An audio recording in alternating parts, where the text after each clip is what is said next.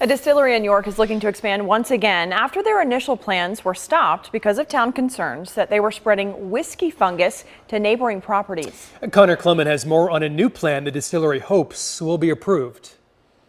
In September, the York Planning Board voted down a proposal by Wiggly Bridge Distillery to expand their operation after studies showed that they were to blame for the spread of whiskey fungus. Instead of appealing that decision, the distillery is proposing what they call a best foot forward approach. I do not believe we are doing anything detrimental. Wiggly Bridge Distillery has wanted to build 2 new rickhouses on their property for nearly 2 years. David Woods, who co-founded the distillery with his son, says he needs the space to earn a profit. Right now we're storing our brand new barrels out in the weather.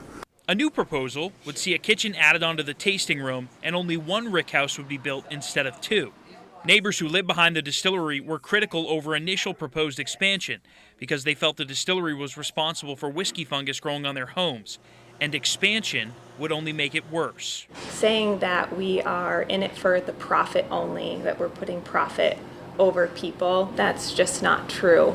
York's planning board voted 4-1 in favor of nixing the expansion after a study was done by the town that they believe showed the distillery was to blame for the spread of the whiskey fungus. Wiggly Bridge refutes those findings and conducted a study of their own to show otherwise. The argument that anybody else could be contributing to the Bodwinia or whiskey fungus that's literally around their distillery and barrel house and beyond their property lines is pretty ludicrous. Adam Flaherty is one of the York residents who lives in a neighborhood close to the distillery.